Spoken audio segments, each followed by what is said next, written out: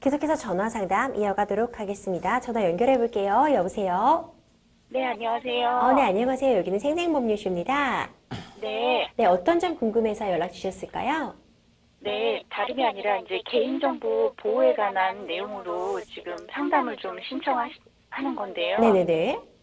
보통 보면은 그 대리점이라고 해서 보험, 그 전국에 있는 보험을 다 취급할 수 있는 네. 그 대리점 쪽에 제 이름이나 전화번호 또는 그 주민번호까지 자연스럽게 알려주게 되잖아요. 그렇죠. 그리고 또 카드를 발급하거나 할 때도 카드사에도 동일하게 다 알려줄 수밖에 그렇죠. 없고 그렇죠. 또 휴대폰도 마찬가지고요. 근데 네. 이제 그렇게 하고 나서 보면 막 이렇게 국외 발신이다 해가지고 문자를 또 보내오고 그렇습니다. 네. 네, 그리고 또 어떤 거는 또 대포 통장이라는 표현은 안 쓰지만 이제 통장을 자기한테 빌려주면 매달 뭐 300만 원씩 고객 보내주겠다 뭐 이런 문자도 오고요. 네. 그리고 또 은행을 사칭해서 대출에 관련된 그런 문자도 오거나 또 이런 음성으로 해서 안내하는 그런 문자 같은 것도 네. 오게 되고 하다 보니까 그러니까 제 정보가 어떤 루트를 통해서 이렇게 됐는지는 모르겠지만 그런 경우에 어떤 법적으로 이제 전화번호도 제가 알고 있잖아요. 그 네. 상대가 뭐 휴대폰 번호로 보냈거나 아니면 일반 번호로 보냈다 할지라도 네네. 070 번호로 했다고 할지라도 그런 번호가 제 휴대폰에 저장이 됐잖아요. 네. 그러면 그거를 뭐 역추적을 해서 그 사람들을 확인할 수 있는 어떤 방법이 있는 건지 지금 계속 그런 전화들을 받다 보니까 불안하고 또 여러 가지 그런 마음들이 있다 보니까 이걸 어떻게 하는 것이 좋을지 하는 그런 여러 가지 생각들이 들더라고요. 네. 그래서 법적으로 어떤 처벌 규정은 어떻게 되는지 또 이런 경우에 만약에 제가 있게 되는 어떤 그런 내용에서 손해배상을 청구할 수 있는 것이 있는지 뭐 그런 내용들을 좀 전반적으로 네. 궁금해서 전화드렸습니다. 네, 굉장히 중요한 질문 해주신 것 같아요. 네. 사실 저에게도 뭐 스팸 문자, 뭐 스미싱, 보이스피싱이 결국 네. 다 이 개인 정보가 유출이 돼서 거기서 시작되는 부분이 있거든요. 네. 굉장히 심각하고 여전히 정말 기승을 부리고 있는데 이런 정보가 한번 퍼져버리면 정말 주워 담기가 어렵잖아요. 이미 공개된 정보를 네. 다시 주워 담아서 다시 잘 보관하는 게 너무 어려운데 말씀하신 것처럼 이렇게 여기서 유출된 개인정보 도대체 누구에게 피해 보상을 받아야 되는 건지 뭐 어떻게 네. 침해된 개인정보들을 좀 삭제할 수 있을지 이런 점 김지진 변호사님과 함께 네. 바로 알아보도록 하겠습니다. 네, 안녕하세요. 김지민 변호사입니다. 네. 네, 안녕하세요. 예, 안녕하세요. 그 내용 잘 들었고요. 네. 뭐, 우리 상담자분뿐만 아니라, 이제 뭐, MC님도 말씀해 주셨지만, 저도 그렇고요. 뭐, 여러, 이제 일반 대중들이 많이 좀 관심 있는 분야인 것 같아요. 실제로, 저도 뭐, 요런 뭐 전화들이 종종 많이 오거든요. 그래서, 네. 예, 그래서 굉장히 시의성이 있는 것 같고, 그 좀 이런 것 때문에 심리적으로 스트레스도 많이 받으실 것 같아요. 그 내용, 한 가지만 좀 여쭤보려고 하는데, 그 네. 관련해서 뭐 실제적으로 어떤 피해가, 그러니까 지금 전화가 아까 말씀드렸듯이 뭐 대포 통장을 뭐 만들어 준다든지 뭐 이런 국외 발신 이상한 문자가 온다든지 대출 문자가 온다든지 이런 게 이제 계속해서 왔다고 하셨는데, 뭐 실제적으로 이런 것 때문에 이제 다른 어떤 추가적인 피해를 보신 사례가 혹시 좀 있으신가요? 지금 그래서 제가 그런 것들을 많이 접하다 보니까 네, 네. 뭐 KB 은행 이런 식으로 해서 농협 뭐 이런 식으로 해서 오는데 제가 그래서 먼저 그쪽에다 전화하기보다는 네. 은행 창구 통해서 이제 전화를 하거나 거래하는 은행에다 이제 얘기를 해서 네. 확인을 했어요. 네, 네, 네. 그랬더니 이제 그런 부분에 대해서 알려주시더라고요. 네. 은행에서는 그런 문자를 절대 보내지 않는다. 네. 전화도 절대 하지도 않는다 네. 하면서 직접 찾아와서 상담할 경우만 설명을 해드리지 네. 그렇게 전화나 문자를 하지 않는다고 알려주시고 그게 바로 보이스 피싱이니까 조심하시라. 네. 이제 사전에 그렇게 해서 제가 뭐 큰 피해를 보거나 그러지는 않았어요. 네. 근데 지금 상황에서 보면은 또 그런 걸로 인해서 피해 보는 사례도 많이 있지 않습니까? 네, 맞아요. 그리고 네, 네. 지금 저 같은 경우는 이제 보험사 쪽에다 제 신청을 안내를 했더니 그 인증받는 절차를 통해서 A 보험사에 이제 상담 의뢰를 한 거예요. 네. 근데 그 그 상담사가, 설계사가 네. 제 동의도 없이 다른 쪽에, 그러니까 네. 제가 A사에다가 상담을 받기를 원합니다. 네. 거기에다만 상담 요청합니다 했는데도 네. 불구하고 네. B사나 C사 다른 타사에 제 정보를 또 보내버린 거예요. 네. 네. 그런 경우에 또 제 이런 신상이라고 해야 되나? 네.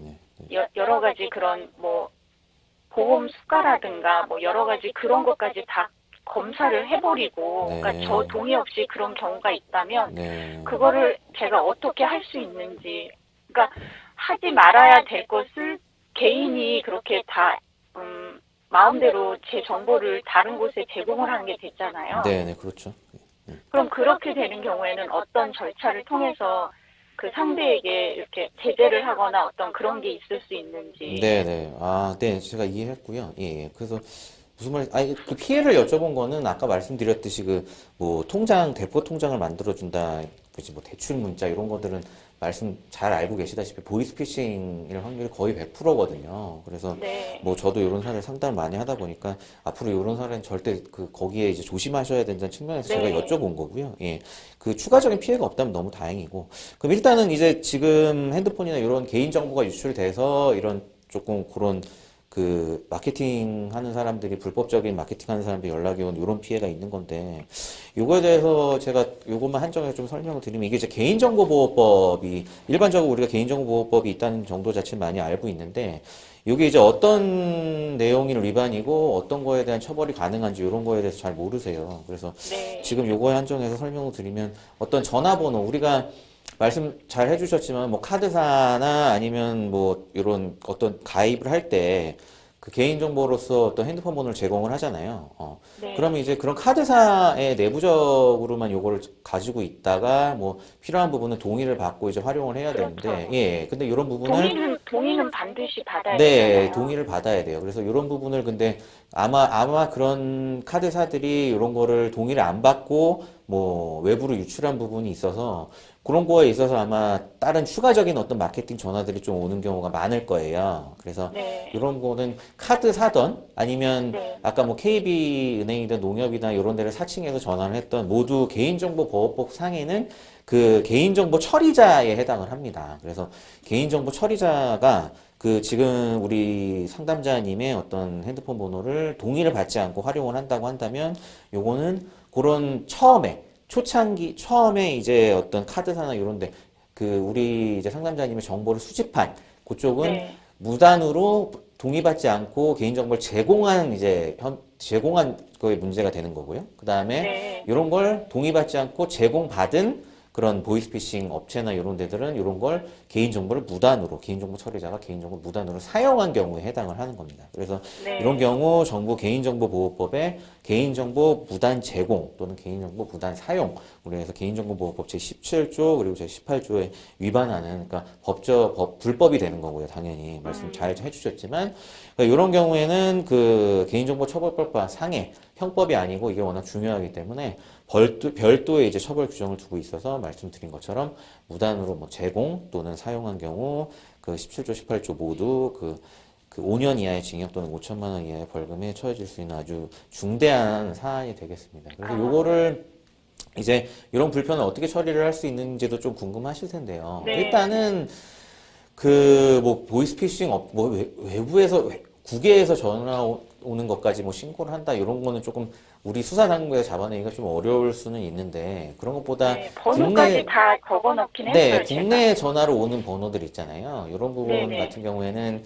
그러니까 보이스피싱은 또 별도의 범죄가 되니까 이런 부분은 네. 뭐 수사기관에 실제로 수사 의뢰를 하게 되면 그 보이스피싱 업체로서 수사를 하는 과정 또 개인정보 과정에서 이제 개인정보 유출의 문제도 있으니까 함께 이제 수사를 하게 되고요. 그래서 네. 아까 이런 업체들은 개인정보를 무단으로 사용한 업체로서 그 수사기관에서 뭐 역추적을 해서 그 잡아낸다고 한다면 그 5년 이하의 징역 그 형법상 또 처벌을 받게 되고 그 다음에 추가적으로 뭐 이런 이제 사용 업체를 수사를 하는 과정에서는 이게 어디에서 유출이 됐는지도 별도로 확인을 하게 돼요. 그렇지 않으면 우리 언론에서 뭐 그 큰 대기업 같은 데에서 개인정보가 막 대량으로 유출됐다 이런 내용들이 나오잖아요. 네. 그러니까 이런 게 뭐 그 업체들의 어떤 실수로 자발적으로 밝혀지는 경우도 있지만 이제 수사 과정에서 드러나는 경우도 있거든요. 그래서 역추적을 통해서 이제 네네네 드러나는 그렇게 거죠. 드러나는 경우도 있으니까 1차적으로 왜냐하면 그런 카드사나 같은 카드 지금 실제로 처음에 개인정보를 제공하신 업체를 뭐 갑자기 고소나 고발을 한다고 해서 여기가 처벌이 되는 거기는 조금 어렵기 때문에 그런 뭐 그 보이스피싱이 의심되는 업체나 이런 데 위주로 한번 그 수사기관의 수사를 의뢰하시다 보면 그때 네. 그 추가적으로 이런 실제 이런 걸 무단으로 제공한 업체까지도 발각이 되는 경우가 있으니까요. 그런 네. 부분을 좀 활용을 해보시는 게 좋아요. 그리고 아까 말씀드렸듯이 뭐 이걸 개인적으로 확인을 할 수 있는 방법이 없나 이런 것도 좀 궁금하신 것 같은데 네. 실제적으로 뭐 이런 걸 개인적으로 추적을 해서 이런 사람들을 적발할 수 있는 그런 방법은 지금 현재로서는 좀 없고요. 그런 건 좀 어렵고 수사기관을 통해서 이제 이런 걸 확인하고 그 이런 사람들을 처벌하는 방법이 현재로서는 뭐 그 형사적 처벌은 좀 유일한 것 같고요. 그리고 형사적. 네, 처벌하는 방법이 유일한 것. 그다음 손해배상을 이제 말씀을 하셨잖아요.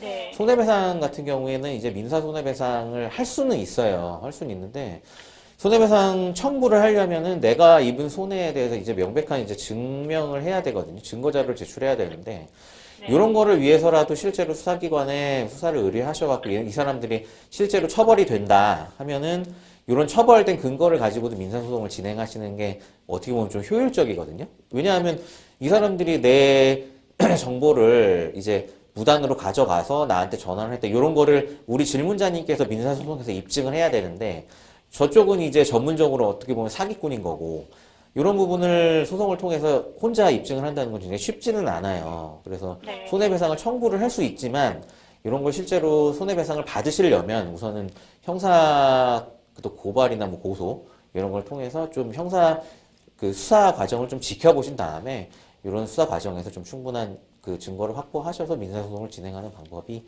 좀 효율적이고 좋을 것 같습니다.